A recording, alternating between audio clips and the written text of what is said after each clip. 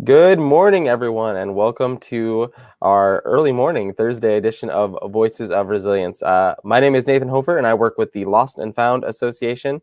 If you don't know who the Lost and Found Association is, and you're just here to listen to our awesome speaker, Brian, I'll tell you a little bit about us before we get to meet Brian. So we are an organization, a small local nonprofit right here in Sioux Falls, South Dakota, based around the concept of building resilience as a form of preventative mental health to end suicide in young adults. We believe that this is we know that this is a huge problem, and we believe that by giving people tools to be able to handle things that get hard when they get hard, as we know they have, and they continue to get more difficult daily sometimes, we're able to better handle those things and move forward and bounce back from those hardships. So that's who we are and what we believe and why we exist. And I'm super thankful that we have this opportunity to connect with all these folks on Voices of Resilience every week. And before we dive in here, I want to thank our sponsors, the Astrup Family Foundation and American Bank and Trust, for supporting the work of Lost and Found, but also for supporting Voices of Resilience in particular, because it has been such an awesome experience to. I think I benefit from this more than anyone else, because every week I get to learn from awesome people locally, regionally, and across the world that share their input and insights into what it means to be a more resilient person. So today I'm so excited to introduce to you our guest.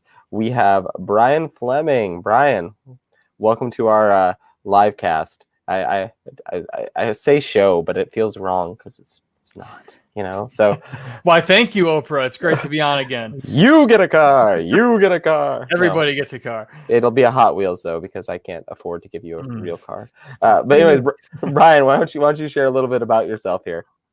Yeah, well, the first thing I want to say is that everybody in life gets blown up. And, at any given point, everybody is fighting some sort of battle.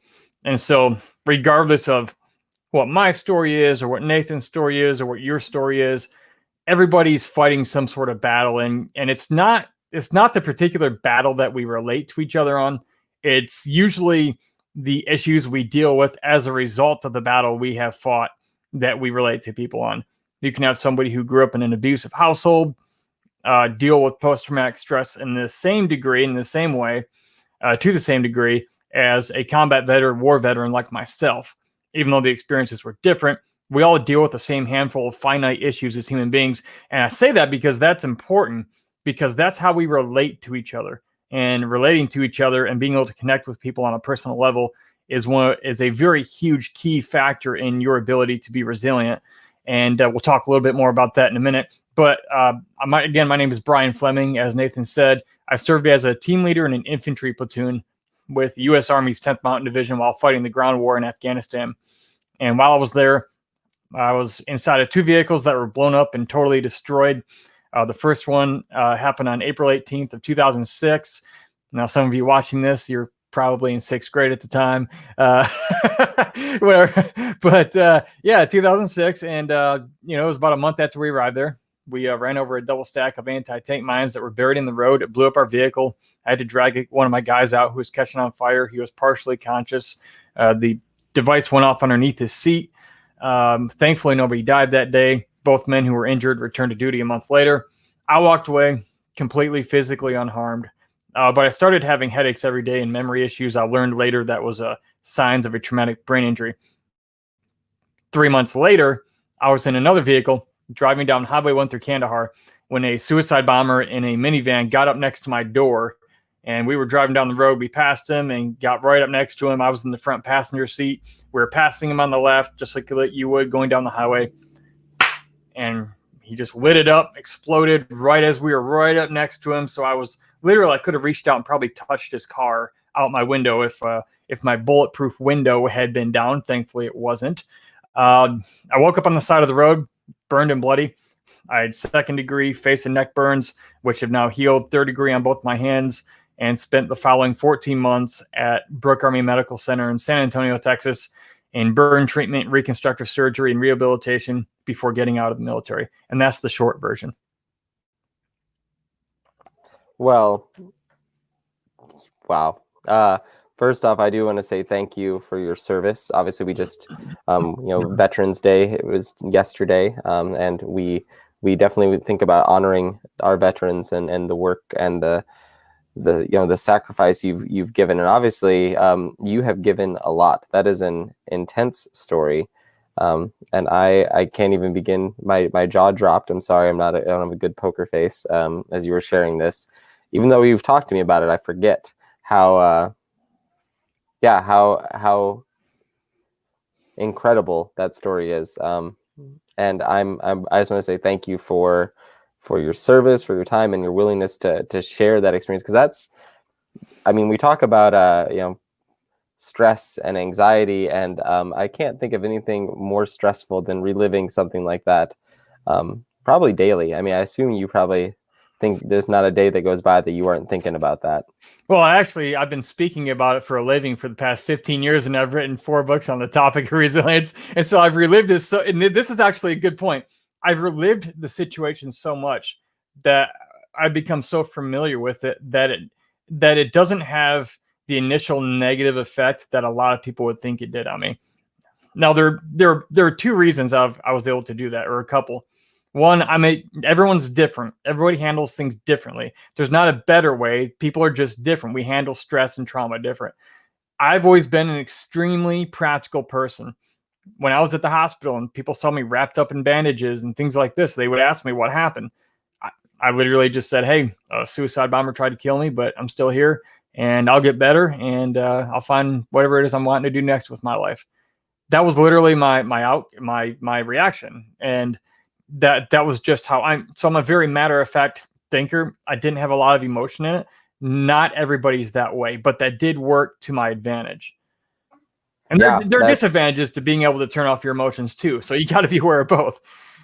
Yeah. Before we dive in a little further here, we have a shout out from Sarah Tashin. Hey, Sarah.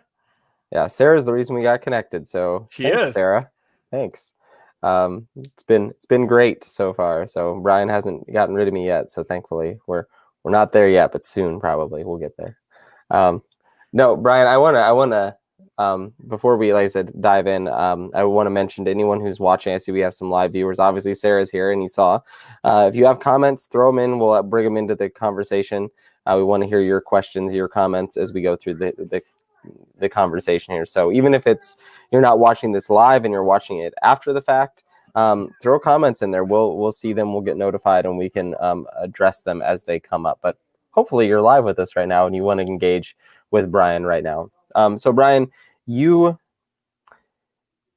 mentioned that you've been talking about this for 15 years now. So what I've had friends who have served in Afghanistan, Iraq, things like that, and for them to talk about it, that was, and I know, initially really difficult for them. So how did you get to a point where you started down this path of talking about your experience, sharing it with others, like you said, writing books on resilience? Like what was that brought you to this this proverbial and also most times physical stage? Early on, I had the opportunity to realize that there was value in talking about my suffering and for other people, value for other people, which in turn actually had value for me, but I didn't realize it at the time. I remember the first time my very first mentor, a guy named Dave Reaver, put me on one of his stages. I was still wrapped in burn bandages. It was about 6 months after my injury. It was March 15th of 2007. I remember the day. And he invited me to come to one of his speaking events in Manhattan, Kansas, a little town in Kansas. It's a high school gymnasium. And they packed out 3,000 people, which I didn't know this, by the way. They packed out 3,000 people in this gym. And in the middle of his talk, he says, Brian, come on up here. Tell them about yourself. And he said, take 2 minutes. And he handed me the mic. And I looked at the audience. I didn't realize they were standing room only. I was on the front row. I didn't realize everyone had filled in.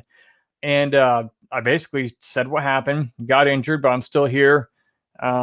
Yeah, probably the worst motivational talk ever. The whole 2 minutes of go for it. You can do it. Something stupid. But I got off stage and everything changed. And here's what happened. A young lady walked up to me and she said, Brian, I was I was raped and I was molested growing up. She said it went through my teenage years as well. My boyfriend abused me. She said he just broke up with me recently, and I tried to kill myself about 2 weeks ago. And I didn't get her name. She just walked up to me, laid that on me. What do you say to a person like that? But here's what happened. This is what changed. She said, but if you can survive all of that, referring to my Afghanistan experience, she said, I think I can get through this. Now, what happened there? I didn't have any advice for her. Yeah. A lot of times we think we have to have the right piece of advice to help somebody. It's ideal, but you don't have to. Just her seeing that I was still alive and fighting through gave her hope to fight through her battles too. And that was the 1 degree shift that changed everything. And I never understood what happened in that moment until about 5 years into my speaking career, when I read a book called Man's Search for Meaning by Viktor Frankl, who was a Nazi prison camp survivor. And what he said about suffering was this. He said, in some ways, suffering ceases to be suffering at the moment it finds a meaning. In some ways, suffering ceases to be suffering at the moment it finds a meaning. In that moment, I didn't know it, but I had found a sense of meaning in my suffering. And there was just a shred, but that was enough to go on to keep going. And I thought maybe I was injured for her, or maybe I was injured because I'm supposed to reach even more people just like her. And people would say, oh, Brian, you helped that young lady so much. Yeah, I did, I guess. I didn't mean to, but she helped me and I didn't know it. So, and you know what? The people who saw it, who observed us talking, it helped them too. And it's the same thing in your life. How you carry your burden says a lot about you, but it also gives other people hope and sometimes you don't even realize it. Can you said a couple of things there that I'd like to dig a little deeper on. One, I like the phrase 1% shift. But before we go back to that, how were you able to transition your pain, your suffering, your experience into something where you were able to process it as, you just said, maybe I got hurt for her so I could help this person. I think how many folks deal with pain, suffering, and it becomes, I'm guilty of it as well. Thinking about like, man, this is such a pain for me. Like, why is this my experience? Like, this is, A, B, or C, thing that you want to be upset about. How were you able to transition and change your perspective? Because right now we're in a weird state of being where everyone has their experience, their story, and it's hard for everyone right now. So how did you transition, change your story, and how can we give advice to others to do the same? I don't recall the exact quote, but Marcus Aurelius, the famous Roman emperor who was the most powerful man in the world at the time, he had conquered the entire known world. He said something to the effect of, what happens, whether good or bad, it's not good or bad, it just is. But it's about how you perceive what happened that determines how you feel about it. And so you could look at, COVID-19, you could look at changes, you can look at things for how you perceive something. Okay, wow, like my wife was in a car accident back in March, like 6-7 months ago. That was bad. It was bad. But it was a fork in the road that forced her onto a different path in life. And it's been a rough road. However, she's also learned things and is starting to see little ways that she's actually become a better person, a stronger person as a result. One thing, we talked about this morning over coffee. I told her, I said, since that car accident, you really don't take crap from people anymore like you used to. And I always told her, because I'm a strong-willed person, why do you let people talk to you like that? And she always just wanted to make peace. Since the car accident, she's just kind of a no BS person. She's like she's not mean, but it's like if you try to walk on her, you're going to hear about it. Like, she's going to fire back, and rightfully so. Everybody should have a level of respect for themselves enough to not tolerate abuse. Well, something else Marcus Aurelius said about obstacles. He says, I've got it right here. I was doing a virtual event the other day. I got my notes up still. He said, Marcus Aurelius said that the impediment to action advances action, and what stands in the way becomes the way. The impediment to action advances action. What stands in the way becomes the way. Think about this. A suicide bomber tried to kill me and just about succeeded. If he would have known what I was going to do with my life in lieu of surviving his attack, he wouldn't have done it, because so much good has come about in the world because of it. How did I get past that? The thing that hurt me is the thing I used to move beyond the thing that hurt me.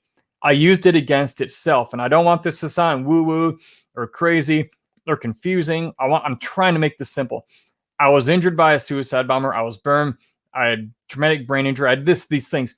But using that experience as a launching pad to help other people win their battles, the obstacle in my way became the way. Using the thing became the way beyond the thing. And I hope that makes sense. But how you perceive what happens in your life is your conscious choice. Yes, it might be bad in the moment. It might be a literal bad thing.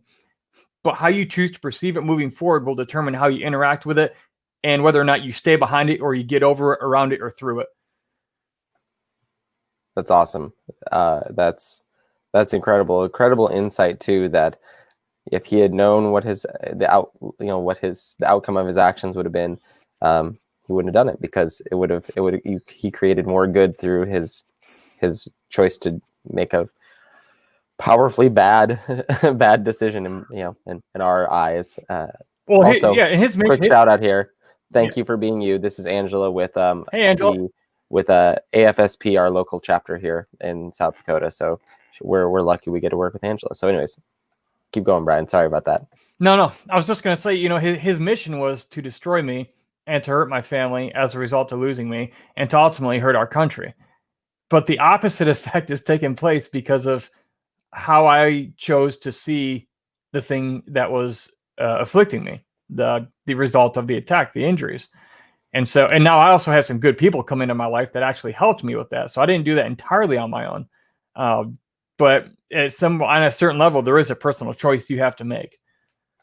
Yeah, and I think you outlined that in a great manner there, saying, the thing that blocked that was supposed to be the thing that was going to stop me became the thing that empowered me. And I think, as you said that, I was brought back to my own experiences, things like losing my youngest brother randomly, suddenly, unexpectedly, and how that was really tough, but also awful. At the same time, it's been something where we've been able to help others who've been in the same space. And it's something I know that he would have wanted too, so it's like when you said that was I think that was one of the first times I felt it become so clear, like what that meant. So because I'm pretty wordy, as you can tell, so sometimes I walk around it, and that's a much more direct path.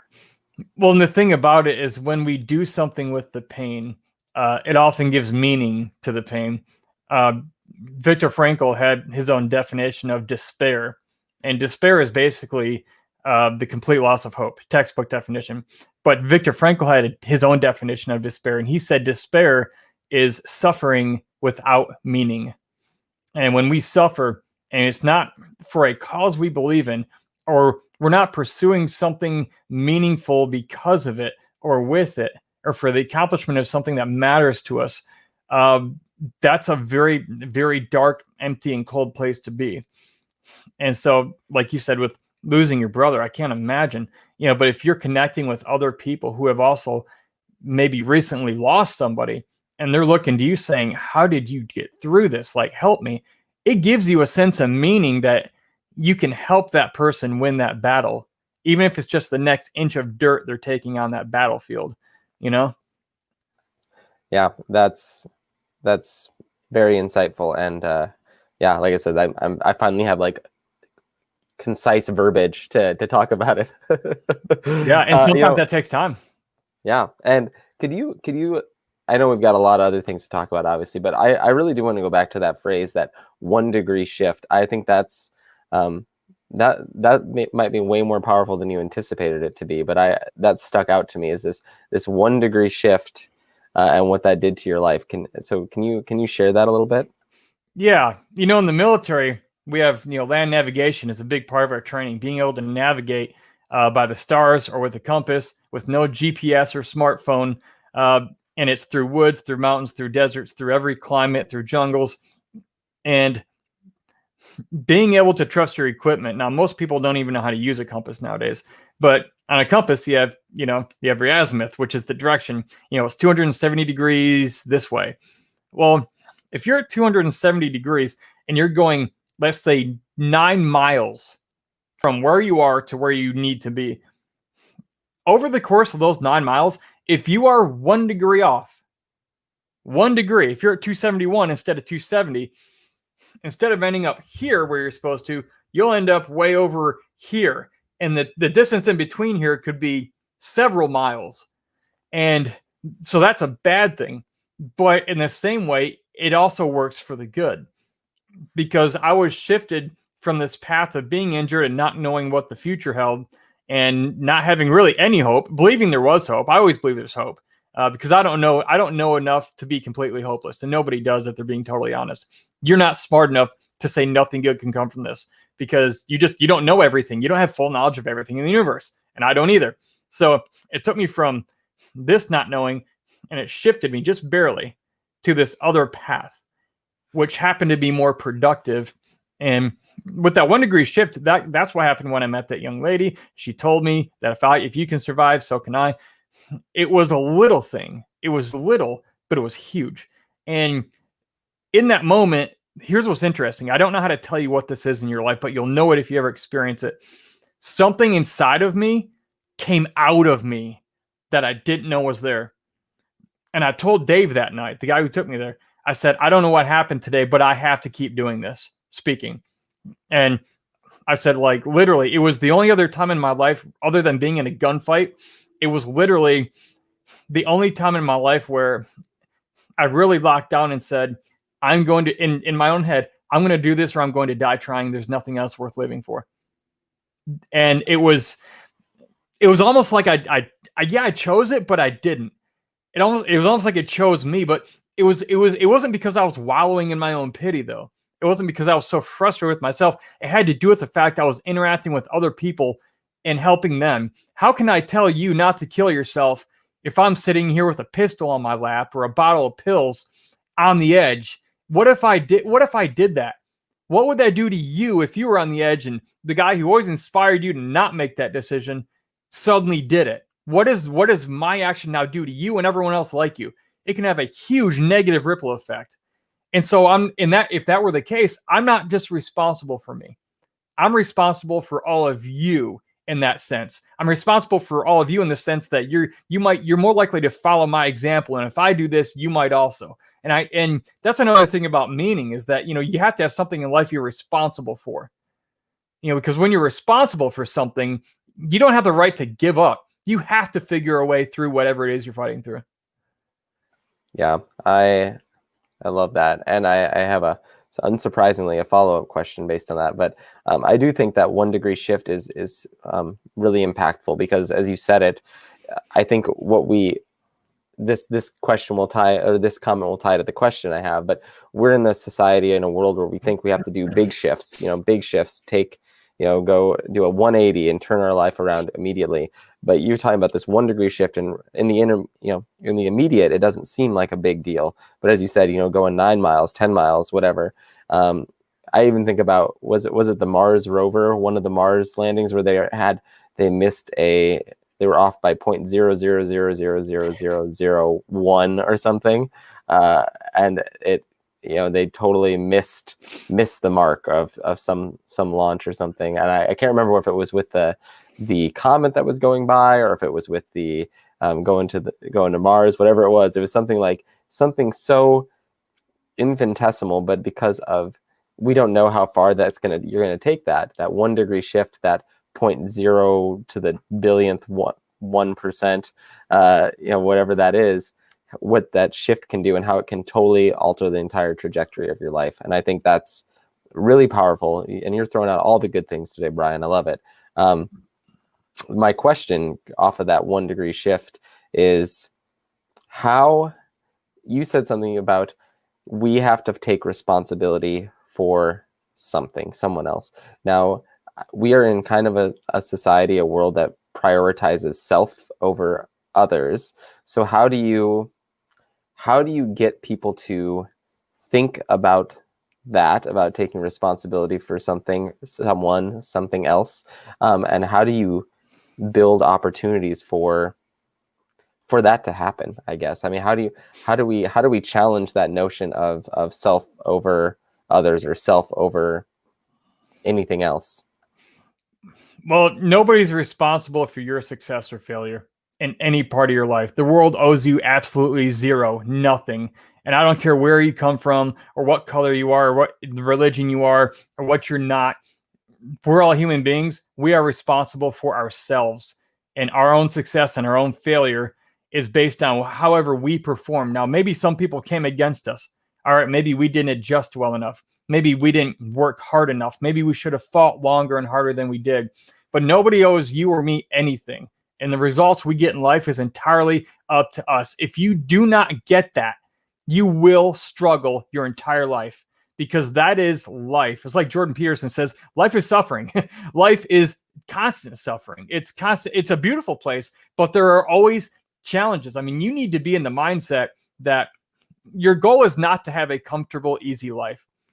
With as good as that sounds, you will find a great sense of meaninglessness and despair if you are comfortable all the time. And there's no sense of purpose. There's no sense of meaning there. So one of the big things is just realize life will constantly throw challenges at you. How you decide to perceive them and act on those things and act in spite of those things or toward those things is entirely up to you. And if you've succeeded, if you've done well at something, I'm not one to say I'm going to legislate you have to be charitable. Nothing like that. You can't do that. But if you've done well or you've figured a way out of something, I believe each of us has an internal sense of obligation to help other people who are not as far along as we are, to help them come up. And when we do that, they can actually get past the same obstacle we fought. They can do it faster. And why would we want somebody to sit there and take just as long as it took for us to do? I love that. I think that's an important concept to think about, is that you're not just trying to, have someone wallow. You're trying to move things forward. And especially if you're passionate about it, why wouldn't you want to move things forward faster so we can take the next step in an area you are fired up about? I think that's great. Well, and this too, if you don't take responsibility for how you handle a situation, you forfeit and you give up all of your power to change that situation. Anytime you want to blame somebody else for where you are, you literally are handing them the keys to you moving beyond that thing until you say, all right, hey, somebody did you wrong. I get it. How did you respond to that in a way that gets you past that? If you don't take personal responsibility for that, you literally won't go anywhere. If it's always someone else's fault, then someone else always has the power. Don't give away your power. That's awesome. Yeah. Brian, I just had a thought that popped in my head, and I probably should have asked it right at the beginning here, but it's just something that, I said, just popped in my head. And I'm curious, how old were you when you had this first opportunity to speak about your experience? I'm assuming you were early 20s. I was like 21. 21? I think I just turned 20. I turned 21 in the hospital. So yeah. I was 21 I was injured. I was 21 at the time. Yeah. So you had this incredibly life-changing experience at a very, young age. We're focused on young adulthood. We're talking on the, that middle ground of that full spectrum of young adulthood that entails 14 to 35 overall. So you were right in the middle, and you got this huge curveball. I was just thinking about that you talk about your books about resilience, your speaking. You got thrown a curveball at a time when you probably had, like you said, a lot of other ideas, a lot of plans about where your life was going to go. Mm-hmm. How did you adapt to that? That just clicked in my head that you were talking about. I'm like, yeah, that's pretty wild to think about, that you were right there. Like you were right. Yeah. You just turned 21. You weren't even 21 when this happened to you. This was, this is a total shift of everything that you had probably thought of. So how did you adapt to that so readily? Well, I mean, having volunteered for Army infantry during a time of war, I expected that something might go wrong at some point, that I might be possibly injured or killed in combat. I got peace with that. I accepted that because I accepted that as a result of volunteering to go in the military. I also fully accepted what happened. I didn't. People say, do you blame the suicide bomber for what happened? Yeah, I blame him for his part, but I also blame me for my part. Nobody made me join Army infantry during a time of war, which would definitely land me in Afghanistan back in 2006 or Iraq. I had to own my piece of it. I volunteered for infantry during a time of war. I knew where I was going. I knew what I was doing. It wasn't any of this, you didn't understand. No, I knew what I was doing.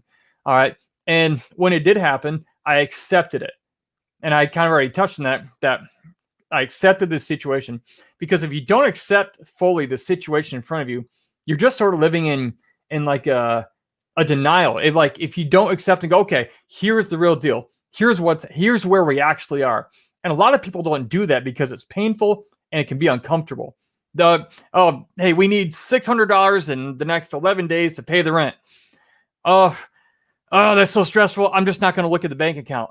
No, you don't get to do that. That doesn't work. Like, you need to make $54 a day every day for the next 11 days. That's what you need to do. You don't need to not look at it because it's inconvenient or stressful. Like, accept it. In the military, when a situation really sucks, we have a phrase that we say. It's like, we say, embrace the suck. It's 3 words. Embrace the suck. It's like, things are going to suck throughout life at different times. Expect it. And when they do, don't try to run from it. Just embrace it. If you try to run from a wild animal, do you know what happens? It has this thing naturally called a chase instinct, and it will chase you down. And if it's a bear that can run up to 35 miles per hour on land and climb trees like a cat, believe it or not, you're not getting away from that thing. So you accept where you are, call it what it is, because that's you owning your piece of where you are. And then, only then, can you actually make a plan for getting around it or beyond it. It's funny that you talk about running away from a bear. We were just having this discussion yesterday. Would you rather have to face up against an angry bear or an angry moose? And I said angry bear. Totally. Not an angry moose. That's neither here nor there. I just felt like sharing that. Hey, a moose will tear up a bear. I've seen some YouTube videos. This was a discussion we had yesterday at our house. So you've also talked about, obviously, you said you talked about writing 4 books on the topic of resilience, and resilience is a word that is obviously near and dear to my heart. Obviously, it's the title of this livecast, Voices of Resilience. It's kind of our thing with Lost and Found. So obviously, that's something that speaks to me. So what prompted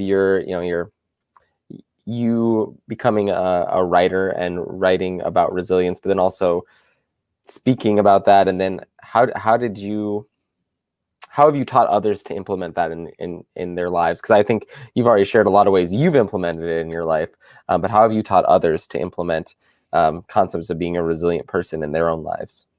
Well, for me, it was, I actually discovered I'm a pretty creative person. Like, if I didn't create, like, I naturally just create. Like, I'm like a word artist. Like, I write, I speak, I communicate.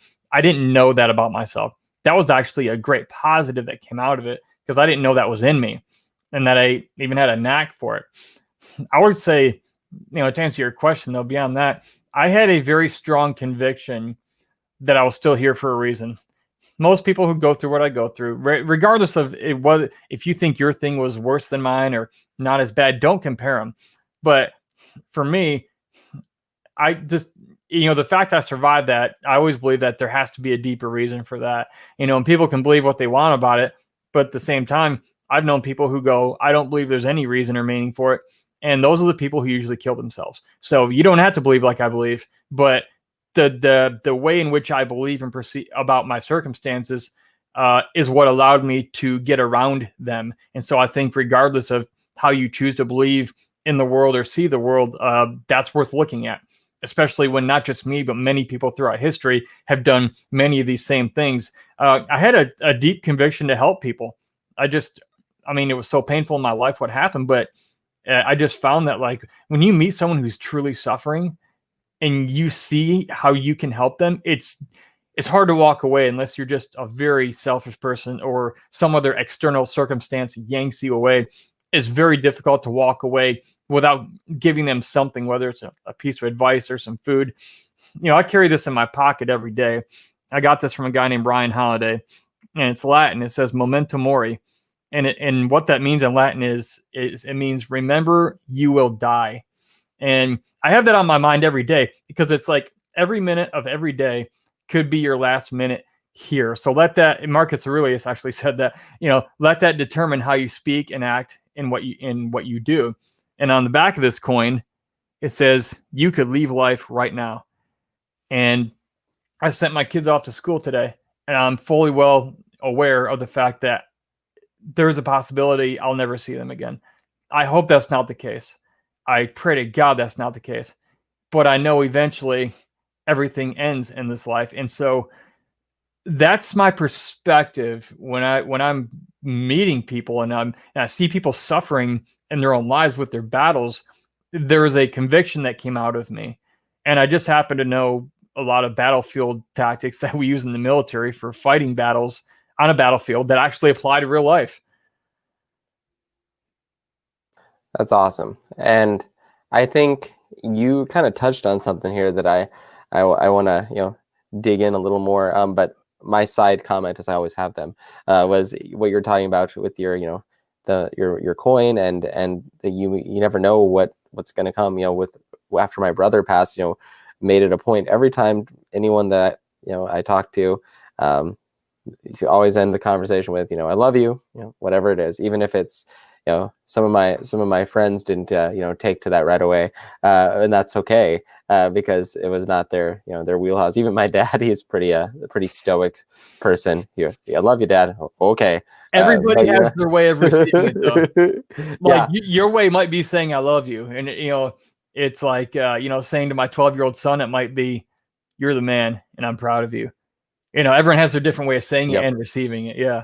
Yeah. But you talked about this sense of existential, dread. That's the phrase I'm going to use because I like That's how a good phrase. But I was thinking about, you and I have talked about this too. We're in a state too where everyone right now in our country and across the world is dealing with fear and anxiety and stress and not knowing what tomorrow is going to bring. And especially for, young adults, their world is in flux. Their world is in constant change and transition. If they're, at a university, they don't know what the day-to-day looks like. If they're in the workforce, we're talking about high rates of unemployment for that, that age demographic. So but that doesn't stop there. We're talking with issues with, elementary school kiddos and people who are retirees. We're dealing with this all across the board. So what do you say? What have you been able to say? I know you just said you just had a speaking engagement yesterday. So what are some things that pieces of advice you can give? Because, we're talking about adapting to changes, and every day we have to learn how to adapt a little bit more. So what pieces of advice do you have for people, especially in this time of of isolation, of fear, of trauma, just kind of a constant state of anxiety is what it feels like. There are a few very practical things. I'm a huge fan of classic rock, and there's an old band called 38 Special, and they have a song called Hold On Loosely. They say, hold on loosely, but don't let go. And, people, we want to control our lives so much, so tightly. We hang on so tight that we just lose our minds. Like if you pour water into my hand and I clench it with a fist, that water is leaving. And there's nothing I can do to keep it in there. And I can stress and get even more worried that I'm running out of water. And the tighter I grip it, the tighter it's my own noose around my own neck. And so here's one of the things you have to realize: control what you can and give up stressing about what you can't control. Because here's the thing: if you truly have no control over something, no amount of worrying and stressing and being frustrated, angry is going to change that in your favor. It's a completely different external thing. It's not going to improve your situation. What it will do is cause your brain to shoot off a lot more cortisol, which is your survival instinct chemical from your brain. If you're running from a wild animal in the woods, what that also does is it inhibits your immune system for the time being. that it's firing off. So now you're more susceptible to be sick. And then you're getting sick. And now you're frustrated and scared and you missed work. So now you're being financially impacted because you're not at work as much because you're sick, because you're worried. It's like, whoa. Here's the thing. If you're worrying about something you have no control over, why worry about it? And I mean that. I don't want that to sound cliche or stupid. But look, at the time being, we don't know who the next president is going to be. And me worrying and arguing on social media about it isn't going to change a thing about it. And that's all the politics I'm going to go into. But if I can control something on the other end of the spectrum, if I do have control over something, then why would I stress about it? So think about what you actually have control over. When you identify what you actually have control over, start working in that realm, because that's where you have the power to actually do something right now, practically in this moment, to move the needle in your life and make something happen. Other things that, some of these things would be, if you're not physically active, if you don't work out, do it. Don't argue with me. Don't ask me all this. Do it. You're not into it. You don't like sweating. Do it. You heard someone rolled an ankle. Do it.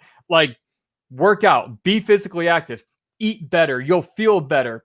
Turn off the news. Get off social. If you're spending more than a half hour total a day watching the news or social media, it's no wonder you think the sky is falling. Their job is to tell you it's falling. There's never any breaking news that concludes. You know why? Because their job isn't to inform you. It's to keep your eyeballs on their station, because they make money the more eyeballs they have. You can argue with me all day socially and politically about that. I've been in this game for a long time. I've been on all those news networks. That's what it's about. It's a business. And imagine if like the whole COVID-19 thing just went away. Oh, it's just gone. It's under control. I think it was blown out of proportion anyway by the news, even though it's obviously a real thing. Imagine if the news just said, it's gone. There's no more COVID. And they focus on something else. People would immediately stop watching the news because of that. Now, the news is smart enough, or evil enough, one of the two, or both, to, if the current issue isn't keeping your eyes or it concludes, they have to overlap that and start a new issue before they let you off. It's like a prison. If you've ever been in a prison, I've spoken in prisons. I've never been a resident. But when you go into prison, they open one door and you go through. This door closes before the next one opens. And that's how it is. That's what the media sources in our nation, their job is to keep your attention because it makes them money. And it's their opinion, no matter what station you watch, it's their opinion, their spin on whatever is happening and then what they want you to think. So here's the thing, and this is big. In Afghanistan, one of the greatest weapons the Taliban had against the people of Afghanistan is fear. They would make this statement. This is something they would say. They would tell the Afghan people, the Americans have the clock, but we have the time. What did that mean? That meant the Americans are here now, but one day they're going to leave. And if you help them, when they leave, we're coming for you because we're still going to be here. And so they use fear as a tactic to keep their attention and get people to do what they want. Well, unfortunately, social media, news media, there's a whole lot of that going on. And it's not just the news stations. Now everybody has a microphone because of social media. And not everybody should be chiming in on everything. Most people are not qualified to comment on things that they are. They're just not, and so, but people hear it and they believe it. And now it's this chaos. And so if that's your daily life, if you're hearing all this stuff from all these sources and it's negative, and then you wonder why you're losing your mind. It's, if you put garbage in here, you're going to get garbage out. You have to literally regulate what you let into your mind. If you want to stay informed, great. Watch the news a few minutes. Not sure how informed you're going to be, but do whatever you got to do to stay informed as you need to be for your life. But then focus on your mission. What is it you're trying to do with your life? Okay, maybe you're a college student and now you have to do it all virtual. And you don't have as much personal interaction with people as you did. Okay, well, what can you do to get some personal interaction? If you're sitting 6 feet away from somebody, I'm pretty sure they're not going to sneeze in your mouth and give you COVID-19. All right. Especially if you're both wearing a mask. Okay. Maybe you can go to a coffee shop. I'm down here in Texas, everyone's living life and things are pretty fine. But you have to adapt and choose what you're going to do to meet these needs that you have as a human, you have to socialize. You need human interaction. And people can say, "Oh yeah, I might get COVID." Yeah, you might. And from what I hear, there's about a 99.6% survivability rate. But I also hear the suicide rates are going up for people who are isolating. So what's choose your poison? And that's in any situation. I'm just using COVID as an example. If there's choose your poison, choose the lesser one. Choose the one that can get you and the people in your life out the best way possible, even if it's going to be rough. Make sense? Yeah, yep. And I will echo that. Suicide rates are on the rise in a pretty heavy manner right now across the country, and so we see the results of isolation. We see the results of being in a fear state, a trauma but state. Do you know one of the worst ways that we punish the worst criminals? We put them in what's called solitary confinement. If you don't know what that is, that's a jail cell in the basement, usually, or a room with no windows, all by yourself, with no human interaction. That's how we punish the worst of the worst. Now, imagine yourself isolated at your own will from your friends and family and loved ones, and you wonder why you're going crazy. You need social interaction. Get it any way you can. Go ahead. I'm sorry to interrupt. No, that was great. Love that. That was, I didn't think about that. That's that's a heavy topic to think about when what that does. I was just gonna essentially say, obviously, we know that our mental health needs are important. We know that connecting with others are important. We've talked about using Zoom and whatever it is to do, or like do some online gaming thing. But there's those things are helpful. Yeah, those are adaptations. We're adapting. That's a perfect example of adapting. Now, it can't replace on the long term human interaction, but for the time being, it's an adaptation. It's a perfect example. Yeah. So as we're kind of getting to the point where we need to kind of start wrapping things back up, we have, like I said, we have all this tension, this stress. We know that. As you mentioned, I'm glad you mentioned social media because I love it, but I also know that it's like, I don't go on Twitter right now because I've seen not anything good there for the last 6 years or something. So it's like, would you like to become an even worse human being? I have a recommendation. I don't know, something. I never felt like I had anything worthwhile to say in 140 characters. That's for sure. Me neither. I'm too wordy for that. I need a longer medium for my posts if I'm going to post something. But with that, what tools can you recommend for someone who's watching now or later that they can access to learn how to become more resilient, but also just handle this weird state of being we're in right now, where as we mentioned, this topic that this whole Voices of Resilience is on, specifically about adapting quickly to changes. Like, we are doing that constantly right now. So what are some pieces of advice, some resources you have for folks? Well, here's one thing. I got a free giveaway you can have. This is a book I wrote called The Resilience Booklet. It's a short book. It's about 52 pages. Yep, there's the website. Just freeourbooklet.com. And you get a free ebook download. Now, I know the last thing a young person, college student wants is another book to read. But here's the deal. It's 52 pages, and the pages are only that big. So this can be read in a half hour by most of you because you're smart. It takes somebody like me more like 55 minutes because I read slower. I take my time. But, this is something, it's about how extreme survivors overcome massive challenges. Back when I started speaking, people would ask me, how did you get past all that? My war injury. And I didn't exactly know. And that bothered me because I really couldn't give anyone any practical examples or tips to use in their life right then.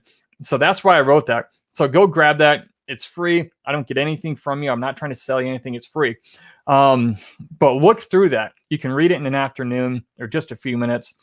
One of the things I would tell you is it's hard to identify an enemy, or it's hard to defeat an enemy that you don't know is there.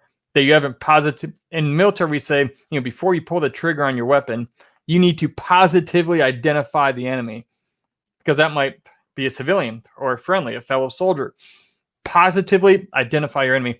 Looking in your life, what is the big enemy? Now, what's the big? Pick just one. You might have several, but think about this. What's the big enemy in your life? And here's how you identify that. A lot of people think the struggle they're going through is the enemy. The struggle you're going through is not the enemy. The enemy, the real enemy, is the root cause of that struggle. If you're feeling stressed out, what is stressing you out? What thought? What thing? That's the real enemy. And the real enemy usually lies just beneath the surface of the obvious problem. So if you're stressed out, that's an indication that indicates the presence of an enemy. It's not the enemy itself. Those bombs we ran over on the road, those bombs were not the enemy. They were evidence that the enemy was near, because they were an instrument of the enemy, a tool of the enemy. But if we just kept digging up bombs and not going and getting the guys who were burying them, we would never solve the problem. And so that's what we did. And so just answer these few questions. Write this down if you have to. What is the real enemy in your life? Pick one thing you're dealing with and think about, what is the source of the struggle I'm feeling and facing right now? What's causing that? Then what you want to do is you want to get around other people and discuss that. In the military, we have allies. We have air support. We have warplanes and helicopters that fly over top of the battlefield. When I was on the ground in Afghanistan, they could see things, enemy locations, things against us. They could see things on our battlefield that we could not. That's why it's important to have friends. And people say, well, I don't want to get help. It looks weak. No, you're not weak if you get help. You're stupid if you don't get help and you're struggling. Because on the ground in a war, and you're in a war, by the way, we're all fighting a war somehow in our lives. Imagine a leader having air support on hand. Somebody who can fly by and help you take out your enemy. And then someone says, hey, call in the air support, call in the allies. And they say, no. The leader says, no, we don't want our commander to think we can't handle ourselves on the battlefield, so we're not going to call in the allies. That leader would get killed, probably by the enemy or his own people, and he'd definitely be relieved of his command if he made it back alive to the base, because no good leader would do that. And so other people give us a different perspective. They can see things in our battle that we can't see that are holding us back. So what is the real enemy you're dealing with? Identify that. What's the root cause of the struggle you're facing? Attack that thing with the help of people in your life. And just know what's at stake if you don't beat this thing, and know what victory looks like. It's important to know, if we don't beat this, what defeat looks like. In the military, it was death. Winning means we get to be alive and we might come home to our families. And for you, it might not be that, obviously, but you have to know what's at stake if you don't beat this thing, because that's a huge motivator. And when motivation dies, that will be fuel for your resilience that drives you and pulls you through. It's not like you're pushing something uphill. It'll help pull you through, because sometimes that image of what's at stake, of what's going to happen in your life, what life is going to look like if you lose, is far worse than any effort it takes to win. So what's the enemy? What's the enemy? Who's helping you? And what does success and victory look like? You know those things. Yeah. Awesome. I put those in the chat just now. I was typing them up as you were going, because I thought they were really good and I wanted to make sure that people can see that. So these are in the comments. You can access them at any point and see those. So if you don't have context and you're watching this, you're going to be confused, but it will make sense when you get to minute 53, I promise. Brian, I just want to say thank you for being here with us today. And I want to say thank you for your service in the military, but also your service now, because I'd argue it is a different type of impact, but you are changing lives and caring for others in a very different way, but in a way that's just as necessary, if not more so. So I want to say thank you for that. Absolutely. And thanks for having me on. Thank you for giving me access to everyone who's watching this, who is fighting their own battle. Just remember this: whenever you feel hopeless, just remember the hands of time will always continue to turn. And if you're in a dark winter season where it's cold and everything's dead, I understand. I know what that's like. But after winter comes spring, things eventually have to start turning up. It's just how life is. I mean, it would be unnatural for the seasons to go in any other direction here on Earth. And it's no different in your life or mine. Time keeps going on. What is this way now will not stay this way, or at least it doesn't have to, based on what you choose to do right now while you're in it. All right. Awesome. And if you want to connect with Brian, feel free to reach out to us, but his website is right here, blownupguy.com, which has a certain dark sense of irony to it. I'll just leave it at that. I'll say this. Humor is one of my coping mechanisms I learned. Yeah. And so if I can make fun of something and laugh at it pertaining to me, it's a way to deal with it. And some of you watching this, that might also be the case. That's how I deal with things. So I totally relate. That's why I know I can chuckle about it. I don't have to be like, ooh. Yeah, and I'm all over social media too, either at Brian C. Fleming or Blown Up Guy. If you just Google it, I mean, you'll find me. And I'd love to connect if you like to connect. And if you're looking to connect to, feel free to reach out to us on our social media platforms. If you're not sure how to connect with Brian, or you're dealing with something in your area and you need someone to talk to or connections to be made, feel free to reach out to us at Resilient Today. And lastly, I do have one last comment from our friend Angela, and I agree, Brian, thank you so much for everything. We really appreciate you being here.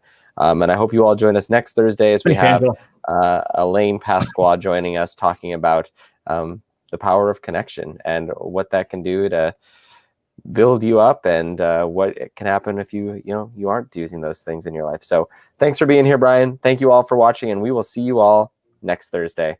Thanks.